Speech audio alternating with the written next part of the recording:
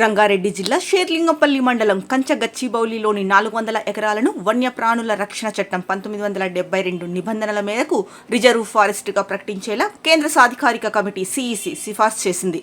భూమి నిర్వహణను కూడా అటవీ శాఖకు అప్పగించాలని అభిప్రాయపడింది. కంచగచ్చిబౌలి భూ వివాదంపై సుప్రీంకోర్టు సిద్ధాంతదాస్ ఆధ్వర్యంలో ఏర్పాటు చేసిన కేంద్ర సాధికారిక కమిటీ నిన్న సుప్రీంకోర్టుకు మరో నివేదికను అందజేసింది. 400 ఎకరాలపై ఫారెస్ట్ సర్వే ఆఫ్ ఇండియా అధ్యయనాన్ని పరిశీలించగా 56% అటవీ ప్రాంతమేనని తేలింది. ఇందులో కూడా 7.08% దట్టమైన అడవి, 31.89% మధ్యస్థ అడవి, 17.17% బహిరంగ అడవి ఉన్నాయి. ఇదంతా చెట్ల నరికివేతకు ముందు. ఈ గణాంకాలు తెలంగాణ సర్కార్ చెప్పిన దానికంటే చాలా ఎక్కువ.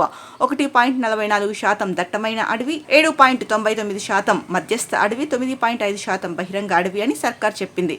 చెట్ల నరికివేత తర్వాత ఈ గణాంకాలు 0.002% దట్టమైన, 0.61% మధ్యస్థ, 7.92% బహిరంగ అడవిగా ఉన్నాయని తెలిపింది. ఇక 2300 ఎకరాల భూమిలో గొప్ప జీవ వైవిధ్యం దాగి ఉంది. ఇది పర్యావరణ పరిరక్షణకు దోహదం చేస్తుంది. ఈ భూమిని కన్జర్వేషన్ రిజర్వ్ గా లేదా డీమ్డ్ ఫారెస్ట్ గా ప్రకటించి అత్యున్నత స్థాయి రక్షణ కల్పించడంపై పరిశీలన చేయాల్సిన అవసరం ఉంది.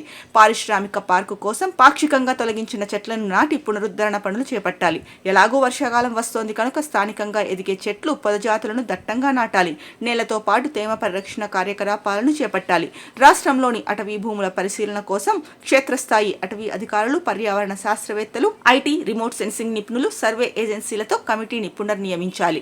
అటవీ ప్రధాన సంరక్షణాధికారి, భూపరిపాలన ప్రధాన కమిషనర్, భూ యాజమాన్య విభాగాల సీనియర్ అధికారులు, న్యాయ నిపుణులు, పర్యావరణ శాస్త్రవేత్తలతో కూడిన ఉన్నత స్థాయి సమన్వయ కమిటీని వేసి ప్రభుత్వ, సంస్థాగత భూములను గుర్తించాలి. తడి భూముల నియమాలు 2017 ప్రకారం ఈ ప్రాంతంలోని అన్ని నీటి వనరులను తడి భూములుగా రక్షించేందుకు హైదరాబాద్ విశ్వవిద్యాలయ ప్రాంగణంలోకి ప్రవహించే అన్ని మురుగునీటి అవుట్లెట్ల మూసివేతకు wildlife institute of India లేదా మరో ప్రముఖ సంస్థ ద్వారా కంచ భూముల సమగ్ర పర్యావరణ అంచనా వేయించాలి అని నివేదికలో సిఇసి సిఫార్సు చేసింది.